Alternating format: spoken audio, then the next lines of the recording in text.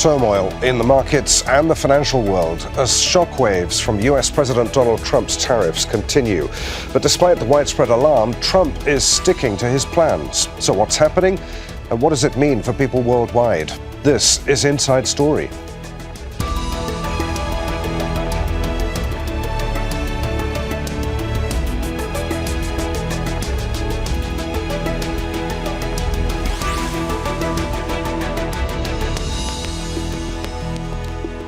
Hello, welcome to the programme. I'm Adrian Finighan. It's an old saying in economics that when America sneezes, the world catches a cold. So what happens after the US enters a, quote, self-induced economic nuclear winter can only be imagined. That's the description of President Donald Trump's trade tariff policy, and not from an opponent, but from one of his most powerful Wall Street supporters, billionaire investor Bill Ackman. In the days since Trump unveiled his global tariffs regime, there's been chaos and turmoil in trade and markets everywhere. Trump says he's sticking by his plans, unmoved by the widespread criticism and alarm at his policies. So what is happening right now? Is it a bit of turbulence that'll blow over, or something much more serious with lasting impact? And can the world handle Trump's economic policies? We'll get to our guests in just a moment. But first, a report from Victoria Gatenby. From Australia to Japan, Europe to the United States, stock markets have plummeted as shockwaves from tariffs imposed by US President Donald Trump reverberate around the world. I don't want anything to go down, but sometimes you have to take medicine to fix something. I spoke to a lot of leaders, European, Asian, from all over the world. They're dying to make a deal, but I said, we're not going to have deficits with your country. We're not going to do that, because to me a deficit is a loss. It's been less than a week since President Trump's so-called Liberation Day. Indonesia, Malaysia, Cambodia. Oh, look at Cambodia, 97%. He announced tariffs on 185 countries, many of them long-term allies of the United States. The move led to dismay in Europe and fury in China. The U.S. is seeking hegemony in the name of reciprocity, sacrificing the legitimate interests of all countries to serve its own selfish interests, and prioritizing the U.S. over international rules. This is typical unilateralism, protectionism, and economic bullying. Trump says the tariffs will bring in trillions of dollars of investment to the United States and are payback, a way to free the U.S. from reliance on foreign goods and increase manufacturing in the U.S. Imposing tariffs isn't new. Other U.S. presidents have issued levies in the past, but most economists agree they're almost always counterproductive. Tariffs hurt workers, they hurt jobs, they are inflationary, and they ultimately hurt superannuation.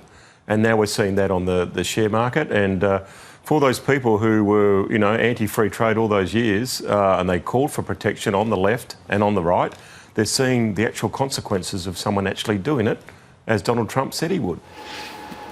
China has announced its own tariffs on American products in response to those imposed by the US, deepening an already existing trade war between the two countries. Others are likely to follow, fueling fears of a global recession that will affect everyone but hit the poorest and most vulnerable the hardest. Victoria Gatenby, Al Jazeera for Inside Story.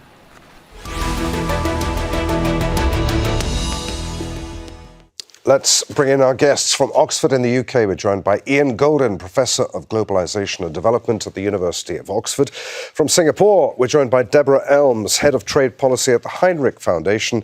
And in Berlin is Stephen Erlanger, Chief Diplomatic Correspondent in Europe for the New York Times. Welcome to you all. Ian, let's start with you. To what extent is President Trump playing with fire here? Will his tariffs trigger a global recession? Are they an act of economic self-sabotage, or simply a negotiating ploy? How risky is this strategy? I know there are a lot of questions here. Could this backfire? In economic terms, does it make any sense at all? Thank you, Adrian. Let me start with the end. In economic terms, absolutely not. This is elementary poor economics. This is not, as he says, a medicine to cure an ill. It's a poison, and it's going to be very destructive not only for the US economy, but for the world economy, as we, of course, already seeing. It's particularly discriminatory against poor countries who are facing much higher tariffs. It's going to be very damaging for US jobs, for US supply chains, and of course, it leads to a bigger and wider tension, escalating tariffs, and that means cooperation on other things we need to do, like stopping the next pandemic, stopping financial crises, slowing climate change. That cooperation becomes much more difficult as well. So it's not only affecting the global economy very negatively. I think it will lead to a recession in the US, but also in some other countries as well. It's having ripple effects which go way beyond economics into a very dangerous period. We saw what happened in the 1930s when protection ratcheted up. It led to rising nationalism and a war. And we really have to hope that this tones back now, that we don't get to that. The idea that because you're running a deficit, you're running a loss, which is what President Trump has said, is just very poor thinking, because a lot of countries export things to the US but don't import much. If you're an oil exporter to the US or a diamond exporter or exporting other products which the people in the US want because they can afford to buy it, and you can't afford to buy much of their products, you'll be running a surplus with the US. So that's good for the US. It's good for the country that's exporting it. And the US isn't going to substitute for it. So jobs are not going to come back to the US because of this. And to the extent that, for example, auto manufacturing comes back, it'll be highly automated. So this is not going to lead to jobs for the people who are thinking it will in the Midwest and elsewhere, who lost their jobs in the 1980s and 90s to manufacturing going abroad. Deborah, reading your latest piece on the Hinrich Foundation website, you use words like crude, unfair, absurd, wild, and sloppy. Are we to assume, therefore, that you think the Trump administration is making a big mistake here with the way in which these tariffs have been both calculated and applied?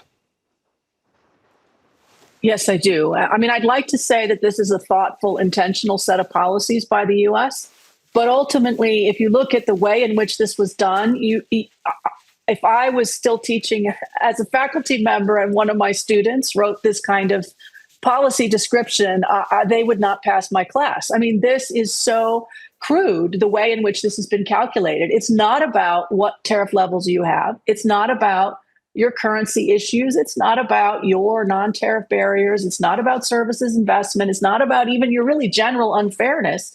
It's a straight up calculation of your trade deficit from the United States perspective. And then they've slapped that into a tariff formula.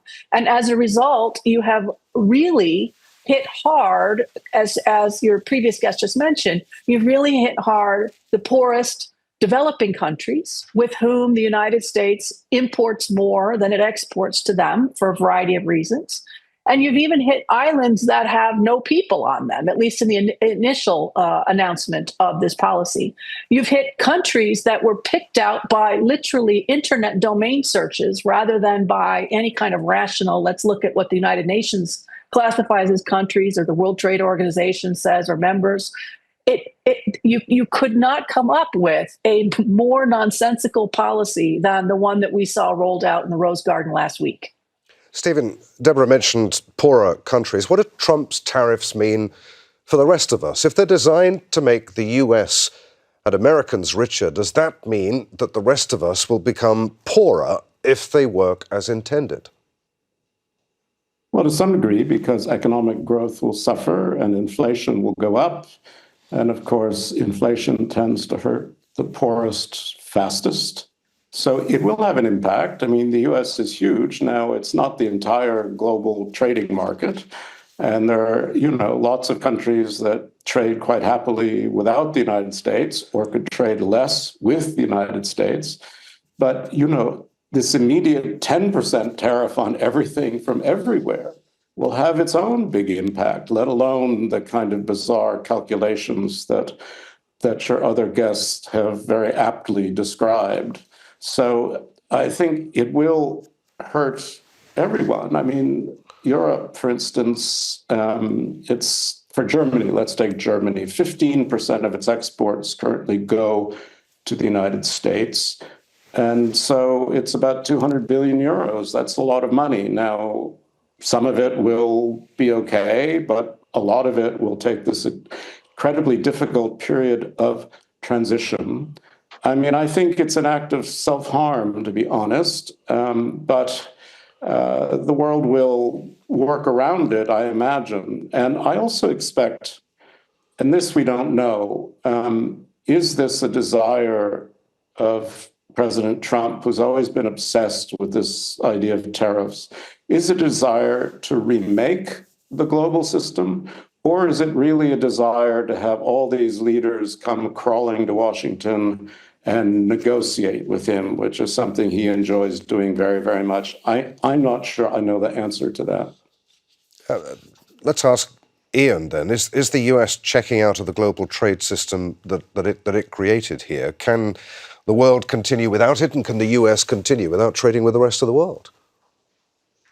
Well, the US is certainly undermining it. It was undermining the World Trade Organization before this, which it helped create in the post-Second World War period. It's undermining it radically now, destroying it in many respects in terms of its current actions. The rest of the world will get on with it. I mean, the quite remarkable change in historical views is that China now has become one of the greatest advocates of the World Trade Organization and of the world trading system. And lots of other Asian and other economies, Europe is doubling down on its commitments to trade. And so what I think we will increasingly see is that the US is going to see slowing growth, and the rest of the world is going to get on with it. It's going to be very traumatic, the transfer of trade within the region, but Asia was already growing its trade more rapidly with itself than with the rest of the world. And I think what we're going to be seeing is a pivoting away from the US while it increases, I think, its isolation through these crazy tariff policies. So, yes, the US is undermining the global system dramatically. And yes, it is going to lead to a slowing of trade with the US. But I think the rest of the world is doubling down on its commitment. And that is a remarkable thing. So we're in a very different situation elsewhere. And particularly, I think, Asia is going to reinforce its commitment to more trade. Deborah, is this the end of globalization as we know it? Is Donald Trump forfeiting America's economic primacy, perhaps in China's favor? I think it's unclear. I would say, is it the end of globalization as we have known it? Yes. As in, whatever you thought you were going to have as of last December, you don't have today. But that doesn't mean we're going to stop trade. We're going to stop globalization. You're going to continue to have trade and globalization, economic investment, the movement of goods, services, people, because those are important for the globe. They're important for many parts of the economy. They are clearly less important for Donald Trump and apparently for the United States at the moment. But the consequences of that for the U.S. will be quite alarming. And the consequences for the rest of us will also be challenging. And let me just say that while I agree that the world is much bigger than just the United States, many of the markets in Asia will be able to reorient their own production and sell it elsewhere. That comes with some turbulence of its own, which is that we're going to have a lot of previously untapped markets or undertapped markets that will now have new kinds of competition, both from China, but also from places like Cambodia and Vietnam even, where in the past, other markets may have been seen as too small or too difficult. But now, if you don't have the U.S. market, I think you will be shifting production and you'll be selling into places that you would not have considered as important markets for you in the past. And that kind of disruption, I think, is going to be very problematic because there are many parts, even within Asia, although Asia, of course, very open, very export oriented, where domestic competition has been relatively muted. And I think that is going to put additional pressures on governments to potentially protect their own citizens from harm, what they see as harm from imports. And that runs the risk, at least, of a sort of retaliating spiral where we continue to have closing of markets that leads to additional challenges. Stephen, could these tariffs throw Europe closer to China, do you think? How will Europe respond? Well, Europe's thinking about it. It wants to do a trade deal with the United States as a whole. It's very worried that Washington's real intention is to try to pick off countries and use targeted tariffs against certain countries that are particularly vulnerable. Europe is very worried about China to this extent that if the American market is too expensive for Chinese goods will come pouring into Europe. So Europe's very worried about Chinese dumping products at a lower price into Europe that will compete very strongly with European products. And so there is anxiety about that. I mean, I think Europe understands that China is not its great friend. I mean, it's understood that for some time. And it understands that its own European export model is probably not going to work so well forever. It's already slowing down as the Chinese economy itself is slowing down and maturing. So there is a lot of anxiety about how China and Europe will function like this. But the EU, don't forget, and I think our colleagues know this, is incredibly powerful on trade terms. I mean, it's a huge market. The EU does have important regulatory powers and tariff powers. So it's not without tools. It's not without ways to strike back. It's trying to decide the best way to strike back that, preserve the chance to negotiate something better down the road. Ian, the president is facing some public resistance over his policies, with tens of thousands of people protesting at home. He's urging Americans to hang tough. He's argued that price increases will be minimal compared with other economic benefits and has promised Americans an historic result. Is there a chance that his gamble could pay off, or will Americans end up recording April the 2nd as America's Liberation Day or Disaster Day? I think there's a very low chance it'll pay off. I think this is really disastrous. We will see higher prices. That'll make it more difficult to reduce interest rates. Indeed, if prices go up considerably, we might see higher interest rates. The only countervailing force is that oil prices are likely to come down as economic growth slows. So that will reduce some of the inflationary pressures. But I think we're going to see a very slow or recessionary growth in the US. I think the chances of this being a medicine that you take and that you recover quickly is very low. I see it as a poison which will really undermine the fabric of the US as well as its relations with others and other countries. And I think particularly his constituents will suffer severely negatively because these jobs will not come back and they will have higher prices for many imported goods. So I think we will see very negative impact on inequality in the US. What's been quite remarkable is, yes, tens of thousands of protesters, but business has been surprisingly quiet, I think, given how there's been a shredding of the valuation of their stocks, everything from Tesla through the pharmaceuticals, through technology, through this whole New York Stock Exchange and NASDAQ has been shredded. The biggest fall that's happened in a long time, and consumer sentiment is at a 12-year low. So you'd think that that would feed through to the White House, but it doesn't yet have seem to have had that impact. And maybe people are thinking that this is going to take a few weeks to work through, but I think it's going to be something that we're going to be saddled with for much longer than that. And we'll see that reflected in the midterm elections in the US.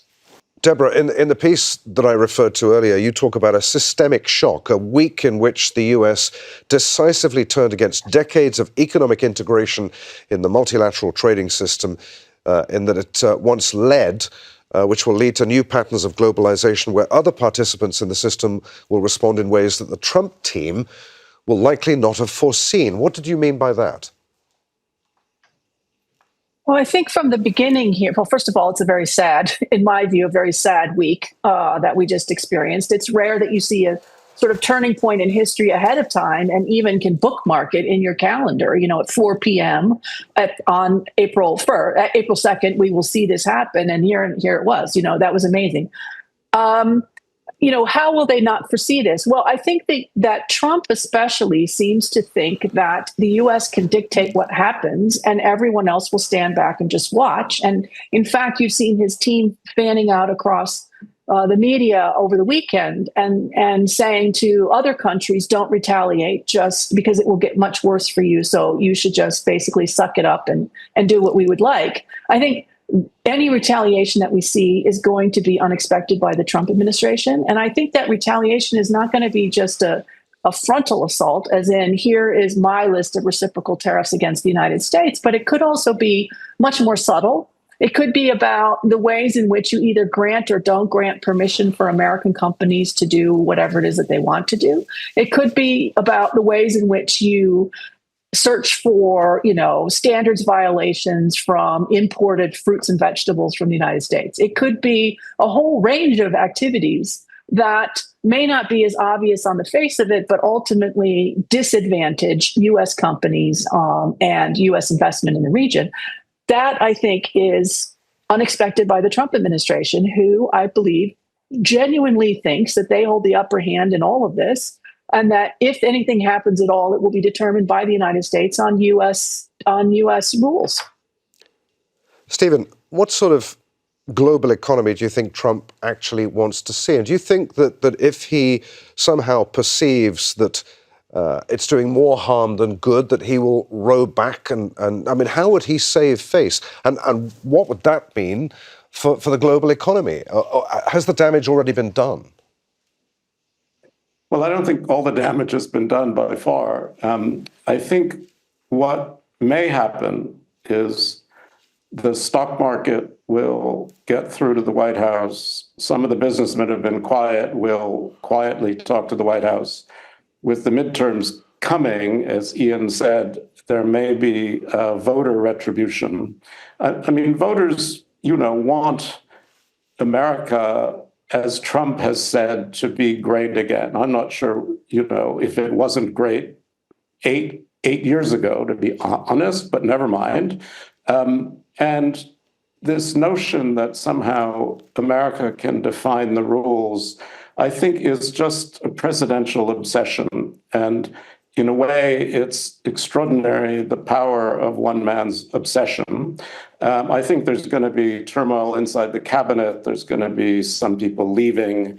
I think, again, in the end, it may simply be that Trump has nothing more in mind than negotiating deals for what he considers U.S. interests with various countries. So I think, obviously, that the jury is still out. But when he says he's going to persist, he may mean it, but I'm not sure the voters are actually going to live with this, let alone the tech bro boys like Elon Musk and Jeff Bezos and even Peter Thiel, who have trillions of dollars at stake and may have his ear. What does all of this mean to the likes of you and I? And I know many people at the moment are so concerned about what they're hearing on the news that they're turning away from the news rather than look. What does it mean for people with money invested in pension funds, which have exposure to the stock markets? What does it mean for people who are working two jobs, the people who are barely making ends meet right now? Should we be worried about what's coming down the road? Yes, I think we should be worried. I think it means many things. That we can't underscore enough how big a regime shift we're seeing in the US. From being a reliable partner for many countries, for the markets, for freer trade, in the post-war period, over 80 years, what's been built has been destroyed in 70 days. The trust will not return quickly in the US leadership. So there's a fundamental shift in that. And Europe certainly gets that very deeply, as do many other countries who were allies of the US. And this is before one talks about countries that were already suspicious of the US. So this is fundamental, and it's changed, I think, for a very long time, at least for a generation.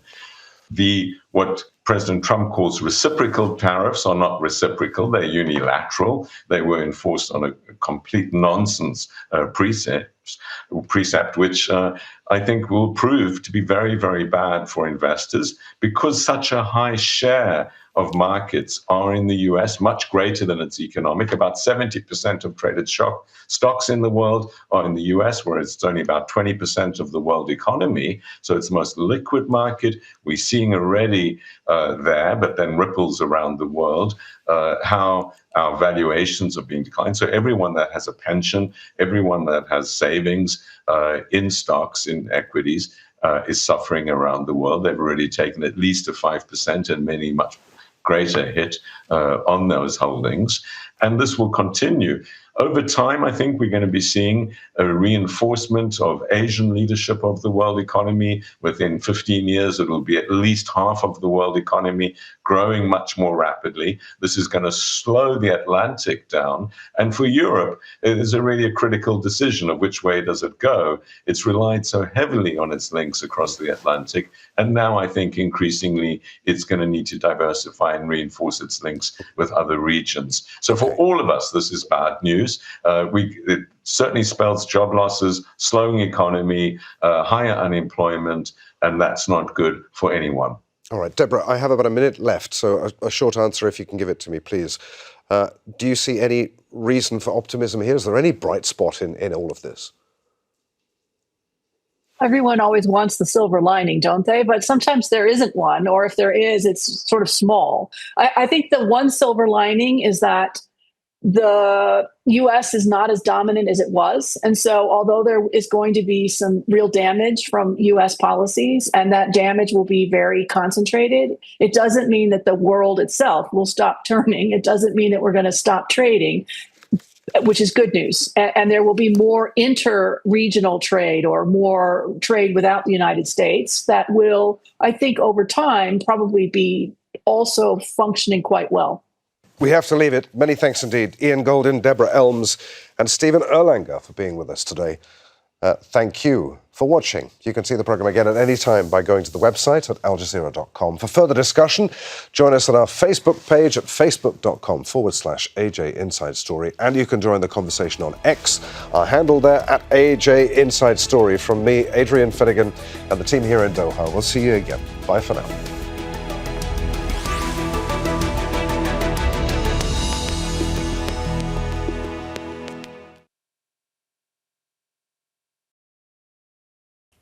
Make sure to subscribe to our channel to get the latest news from Al Jazeera.